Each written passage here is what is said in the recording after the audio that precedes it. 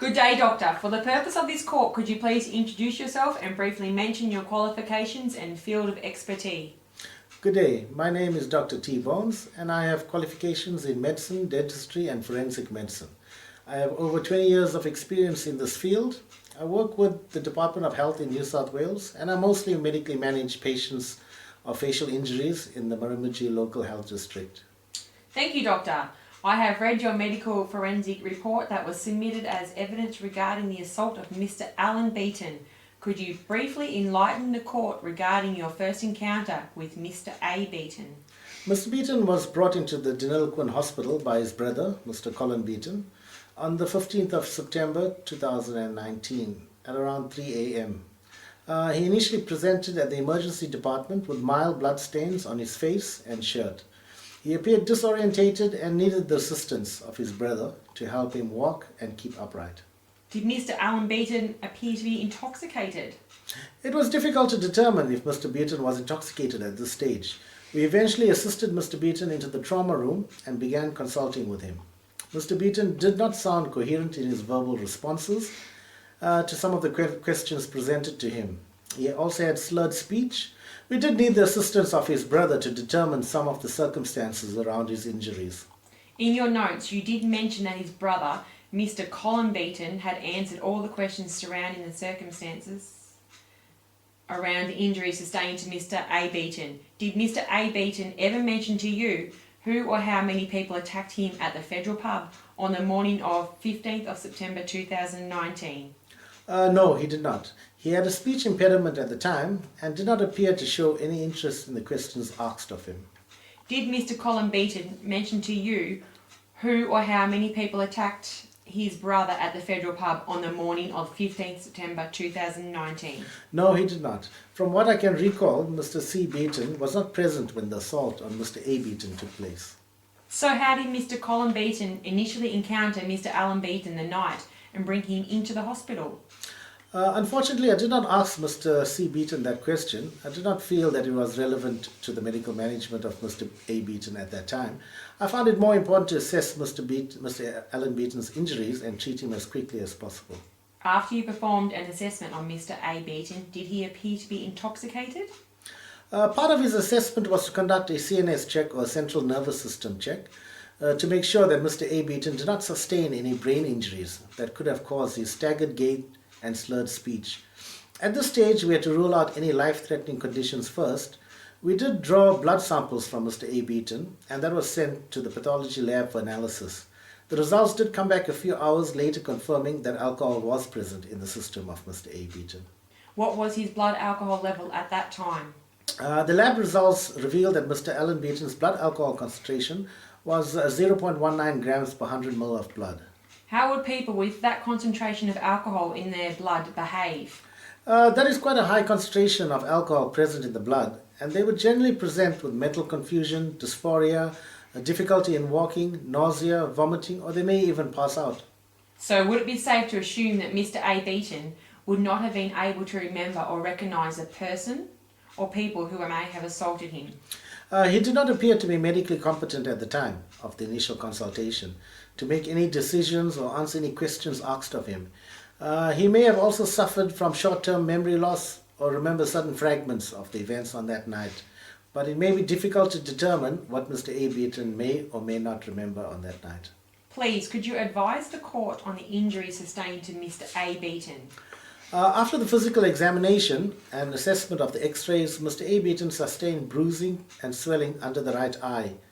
No injuries were, however, noted to the right eye, and eye function was good. A slight laceration to the right upper lip and a fractured crown of the canine tooth 1-3 was also noted.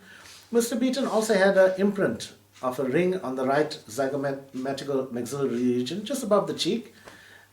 Bruising was also noted on the left thoracic region below the armpit. Luckily, he did not sustain any bone fractures. Can you tell me more about the ring imprint on the right side of his face? The imprint on the skin appeared to be a partial imprint from a ring. It could have possibly been engraved bezel surface of a signet ring. According to the images provided as evidence, clear distinct lines can be seen. and that left an impression of possibly a star on the skin of Mr. Beaton. Could any other object have caused this type of injury? From my knowledge and experience, there was a very high likelihood that the imprint injury on the right side of the face of Mr. A. Beaton was caused by a strong, blunt blow or force by a person wearing a ring. Could a bottle have caused this type of injury? I personally do not think so. A blunt injury with a bottle would be more well defined and localized to a specific area. Although it is difficult to determine the type of object from the bruising pattern on the skin, there would be some similarity of the shape of the bruising with a regular shaped object like a bottle. In the case of Mr. A. Beaton, the bruising was irregular with different colors of red, blue and purplish. If the bottle did break on impact, there may have been more serious skin lacerations or embedded glass fragments as well, which we did not see. Could a baton or a bat with a star on the surface have caused this type of injury? I personally do not think so. Do not think that could have been a possibility as well, because the force of a baton or bat may have been too strong and could have possibly also fractured the cheekbone. An imprint injury to the face did not seem consistent with the injuries caused by a bat or baton. Other body injuries did not also seem consistent with the use of a baton or bat. The injuries would have been far more severe if that weapon was used. From this skin imprint, can you tell me from which finger of the assailant was a ring on? Unfortunately, due to the bruising, swelling and the quality of the single imprint, it is very difficult to determine which finger of the assailant had the ring on.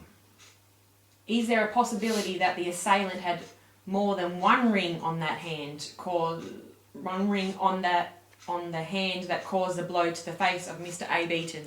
That may be difficult to determine from the presentation of the injuries. Only one ring imprint can be seen on the face of Mr. A. Beaton. This is due primarily to the engraving on the bezel surface of the ring. A flat ring or a slightly curved ring will have a different skin injury pattern to what we're currently seeing, and it also depends on the underlying bone, the strength of the force, or the angle of the force to the skin. In some cases with severe bruising, it may be impossible to determine a blow to the face by a hand with a ring will actually leave a skin imprint.